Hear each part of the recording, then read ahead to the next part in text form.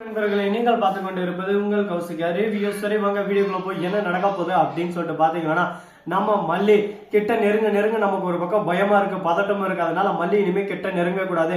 அதுக்கு நாம ஒரு அருமையான பிளான பண்ணோம். ஏன் மாடி என்ன நினைச்சேன்னு இருக்க, நீயும் விஜயும் ஒன்னா சேர்ந்து வாழணும்னு சொல்லிட்டு நான் ஆசைப்பட்டேன். ஆனா அதுக்குள்ள அந்த மல்லி குறுக்க வந்து உங்க ரெண்டு பேரோட வாழ்க்கையை கெடுக்க பாக்குறாள். ஆனா நான் விட மாட்டேன். கல்யாணத்துக்கு முன்னாடி தப்பு நடந்தா என்ன தப்பு, அதனால விஜய்க்கு நான் ஒரு டேப்லெட் தரேன், அந்த டேப்லெட்டை பயன்படுத்தி நீ அவ்வளவுதான் விஜய் கூட ஒண்ணு சேர்ந்துரு அப்படின்னு சொல்லிட்டு நம்ம தலைவன் கதிராசன் சொல்றான். டேய் அப்பா அம்மா என்னடா நடந்துக்கிற, டே மாமா பையில அம்மா மாதிரி பண்றடா அப்படின்னு சொல்லிட்டு நாம ஒரு பக்கம் சொன்னா, என் பொண்ணுக்காக நான் எந்த எல்லைக்கும் போவேன், என் பொண்ணு சந்தோஷமா இருக்கணும், என் பொண்ணோட வாழ்க்கை எனக்கு முக்கியம். மல்லி எங்க விஜய் கொத்தின்னு போயிடுவாளாட்டுக்குது. இவ்வளவு ரேணுகாவும் எந்த அளவுக்கு ஒரு பக்கம் பிடிபடுமான்னு சொல்லிட்டு பிடிபட பார்க்க வைக்கிறேன். நைஸா பேசுறதுல இருந்து எல்லாமே.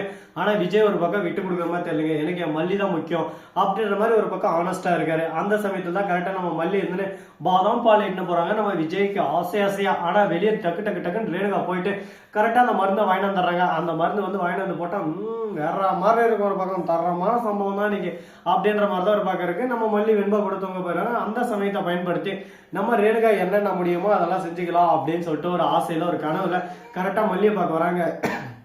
அந்த சமயத்துல மல்லி அந்த பக்கம் பார்க்க அந்த டேப்லெட் அதில் போட்டுறாங்க. விஜய் கிட்ட என்ன எடுத்தோம் அந்த கரெக்டா அந்த பாலை அப்படியே கீழே ஊத்திடுறாரு. உடனே என்ன இது பாதாம் பாலை கீழே ஊற்றி என்னாச்சு விஜய் உங்களுக்கு அப்படின்னு சொல்லிட்டு கேட்க, வாங்க அப்படின்னு சொல்லிட்டு நேரா ரேணுகா கிட்ட கூட்டிட்டு போயிட்டு ரேணுகா தவட மேலே ஒரு அடி போடுறாங்க. ஏன்னா கிச்சன்ல வந்து சிசிடிவி கேமரா இருக்கு. ஏன்னா அந்த மாதிரி எதனா தில்லாலங்கடி வேலை தில்லுமுள்ள வேலை செய்யணும், இதுல என்ன டேப்லெட் போட்டா அப்படின்னு சொல்லிட்டு பலான ஒரு அடி விழுது. உடனே வெளியே சிசிடிவி கேமரா பாக்குறாங்க. அதுல பார்த்தா யாருக்கிட்டே மருந்து வர மாதிரி, இவன் யாரு, இவன் எப்படி உனக்கு மருந்து சப்ளை பண்ணா, என்ன நடக்குதுங்க எனக்கு ஒன்னும் புரியல, சொல்லு எனக்கா சொல்லல வாயெல்லாம் வச்சு போடும். இப்பே கதிரேசன் வர சொல்லு, கதிரேசன் வர வச்சு இதை இப்பயே ஒரு தீர்மானத்துக்கு கொண்டு வரணும். உன்னை விட்டு வச்சா லாஸ்ட்ல இந்த கோர்ட்ல என்னவே கொல்ல பாக்குறியா அப்படின்னு சொல்லிட்டு கேட்க, ஐயோ விஜய் உங்களுக்கு கொல்லுன்றது என்னோட நோக்கம் இல்லை, உங்க கூட சேர்ந்து வாழணும், அதனாலதான் அந்த டேப்லெட் பயன்படுத்தி நீங்க முழு சொர்க்கத்தை காண்பீங்க, அந்த சமயத்துல உங்க கூட நான் இணைஞ்சிடலாம் அப்படின்னு சொல்லிட்டு நான் ஒரு ஆசைப்பட்டேன். அது தப்பா அப்படின்னு சொல்லிட்டு கேட்கறேன். என்ன தப்பா இப்ப தப்பு தான், உன்னை யார் அந்த மாதிரி பண்ண சொன்னது, உனக்கு யார் ரைட்ஸ் கொடுத்தது, என் உரிமை இல்லாம என் பர்மிஷன் இல்லாம என்கிட்ட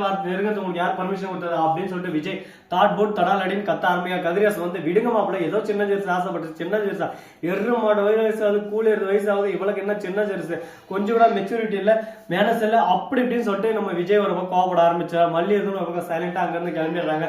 மல்லி கிட்ட போய் விஜய் இருந்து சொல்றாரு, பாரு மல்லி நீ தான் என் வாழ்க்கையில இனிமே உன்னை தவிர வேற யாருக்கும் என் வாழ்க்கையில இடம் இல்லை, முக்கியமா ஃபர்ஸ்ட் ரேணுகாவா இல்லைன்னு எனக்கு சந்தேகமா இருக்கு, ரேணுகாவா இருக்க மாட்டா. மல்லி ஒரு பக்கம் மனசுக்குள்ள அடடா நான் கண்டுபிடிச்ச விஷயத்த உன்கிட்ட சொல்ல நினைச்சா நீயே ஒரு பக்கம் உண்மையெல்லாம் தெரிஞ்சு வச்சுன்னு இருக்கேன். அவர் ரேணுகா தாயா இல்ல, உன்னோட ரேணுகா இல்ல, அவன் யாரோ ஒருத்தி, அவரோட வரலாறு என்ன, அவரோட சரித்திரம் என்ன அப்படின்ற விஷயத்தெல்லாம் உங்ககிட்ட சொல்லணும்னு ஆசைதான். எங்க எல்லாத்தையும் சொல்ல முடியலையே, இந்த பக்கம் போய் அந்த பக்கம் போய் அப்படி போய் இப்படி போயிட்டு வர்றதுக்குள்ள அப்படியே சும்மா மூச்சு வாங்குது, ஒரு பக்கம் பேச்சு திணறுது, அப்படியே சும்மா முக்குது ஒரு பக்கம் அப்படின்ற மாதிரி ஒரு பக்கம் டைலாக் கூட தோணுங்க. என்னங்க பண்றது இப்ப என்னதானா இதுக்கு வழி, வேற எதுவும் வழியே இல்லையா, இப்படியே போனா லாஸ்ட்ல என்ன நடக்கும் அப்படின்னு சொல்லிட்டு தெரியாம ஒரு பக்கம் பரபரப்பும் பயமும் பதட்டமும் எல்லாமே ஒரு பக்கம் சேர்ந்து போயிட்டு இருக்குங்க. சரி இந்த மாதிரி எல்லாம் ஒரு பக்கம் போயிட்டு இருந்தாலும் அதே சமயத்துல மறுபக்கம் என்ன நடக்குது அப்படின்னு சொல்லிட்டு பாத்தீங்கன்னா கரெக்டா நம்ம விஜய் இருக்காருல, அவர் வந்து சிறப்பா ஒரு விஷயம் செஞ்சுட்டாருங்க. அப்படி என்னடா விஷயம் செஞ்சாரு அப்படின்னு சொல்லிட்டு பாத்தீங்கன்னா நேரா வராரு. வந்த உடனே செம்ம கோவப்படுறாரு. எதுக்காக கோவப்படுறாரு, என்ன ரீசனால கோவப்படுறாருன்னு சொல்லிட்டு தெரியல.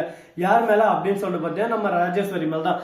என்ன ராஜேஸ்வரி, நான் பிசினஸ் ரீதியா எங்க முன்னேறணும்னு சொல்லிட்டு அதை நீ தடுக்கணும்னு சொல்லிட்டு இந்த அளவுக்கு கேவலமா வேலை செஞ்சிருக்கேன், உனக்கு கொஞ்சம் கூட கேவலம் இல்ல, இந்த மாதிரி வேலை செய்யறதுக்கு உனக்கு யாரு அறிகறி கொடுத்தது, எதுக்கு என் வாழ்க்கையில இந்த மாதிரி பூந்து விளையாடுற அப்படி இப்படின்னு சொல்லிட்டு திட்ட ஆரம்பிக்கிறாங்க. என்ன பேசுறது ஏது பேசுன்னு சொல்லிட்டு தெரியாம ராஜேஸ்வரி, டேய் நான் என்னடா பண்ணா, உன் வாழ்க்கையை நீ பாத்துக்கிட்டு போயிட்டு இருக்கேன், உன் வாழ்க்கையில என்ன வந்து குறுக்க வரணும்னு எனக்கு என்ன அவசியம், நான் எந்த ஒரு விஷயம் அந்த மாதிரி பண்ணல, தேவையில்லாம என்ன சந்தேகம் பண்ண இருக்காது, அவ்வளவுதான் உனக்கு மரியாதை பாத்துக்கோ அப்படி இப்படின்னு சொல்லிட்டு திட்ட ஆரம்பிச்சாங்க. நீ பண்ணலையா, நீ பண்ணதுக்கான ஆதாரம் எல்லாமே என்கிட்ட இருக்கு, எதுவுமே இல்லைன்னு நினைச்சுன்னு இருக்கேன், எல்லாத்தையும் நான் இப்பயே எடுத்து காட்டுவேன், என்ன பண்றது, எது ஒன்னுத்தையும் நம்ம இப்போதைக்கு பிரச்சனை ஆகக்கூடாது பார்த்துன்னு இருக்கேன், பொறுத்து போயின்னு இருக்கேன், எல்லா டைமும் இதே மாதிரி பொறுத்து போயின்னு இருக்க மாட்டான், திடீர்னு பொங்கன சூடான உன்னை அவ்வளவுதான் பாத்துக்க அப்படின்னு சொல்லிட்டு கோவப்பட ஆரம்பிக்கிறாங்க.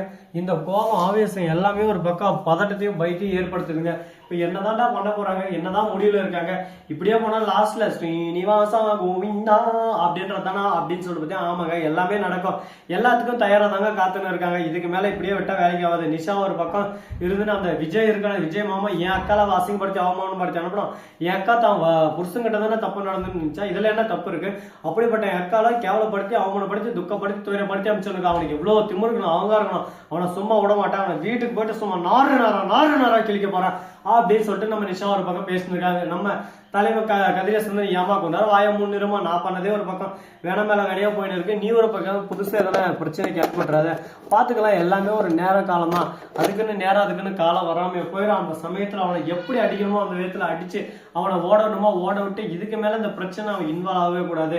அவங்க 2 பேரும் ஃபர்ஸ்ட் ஒண்ணு சேர்த்தணும். அந்த மல்லி அந்த வீட்டை விட்டு துரத்தணும். மல்லி இருக்கிறது தான் விஜய் இந்த அளவுக்கு ஒரு பக்கம் தயக்கப்படுறாரு. மல்லியே இல்லைன்னா அதுக்கப்புறம் எல்லாமே ஒரு பக்கம் வாழ்க்கை ஸ்மூத்தா தான் போகும். அந்த விஜய் அடிச்சு முடுக்குனா போதும் அப்படின்னு சொல்லிட்டு ஒரு ஐடியாவில் இருக்காங்க.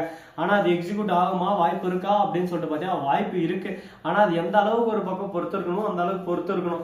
சும்மா இடத்தோம் கவுத்தோம்னு சொல்லிட்டு எந்த ஒரு விஷயத்தையும் செஞ்ச முடியாதுல்ல. அதனால பொறுத்தார் பூமி ஆழ்வார்ன்ற மாதிரி பொறுத்து இருந்தா நம்ம கண்டிப்பா எல்லாத்துலயும் ஜெயிக்கலாங்க. சரி முடிஞ்சதெல்லாம் முடிஞ்சிச்சு, இதுக்கப்புறம் என்ன பண்ண போறோம் ஏது பண்ண போறோம் அப்படின்னு சொல்லிட்டு பார்த்தீங்கன்னா அதுக்கு முன்னாடி உங்களுக்கு இன்னொரு இன்ட்ரெஸ்டிங்கான விஷயம் சொல்ல போறீங்க. கரெக்டா நம்ம விஜய் பிசினஸ் ஆரம்பிக்கணும்னு இருந்தாலும் அதுல இப்ப சக்சஸ் காரணமா அவருக்கு பணம் வந்து எல்லாமே அக்கௌண்ட்டுக்கு வந்துருச்சு. இப்போ வந்து அவர் பிசினஸ் ஸ்டார்ட் பண்றதா பேலன்ஸ். அடுத்து என்ன பண்ண போறாரு, அவரோட பிசினஸ் ரீதியான விஷயங்களை தடுக்க யாரானா வருவாங்களா அப்படின்னு சொல்லிட்டு பார்த்தீங்கன்னா புது கேரக்டர் ஒருத்தரை கொண்டு வராங்க. அவங்க யாரே என்ன அவரை லொட்டு லொசுக்குன்ற விஷயத்த கூடிய விரைவில் கூடிய சீக்கிரம் பார்க்க தான் போறீங்க. அதுக்கு முன்னாடி இந்த வீடியோ பிடிச்சிருந்தா லைக் பண்ணுங்க, கமெண்ட் பண்ணுங்க, ஷேர் பண்ணுங்க, டிண்டிங் மேல தட்டி விட்டு போங்க. அப்பதான் நான் போற அடுத்த வீடியோ உங்களுக்கு உடனுக்குடன் நோட்டிபிகேஷன் வந்து கொண்டே இருக்கும். மிக்க நன்றி, தேங்க்ஸ் ஃபார் வாட்சிங், டாடா, see you, நன்றி, வணக்கம், வந்து நம்பருக்கு தருக.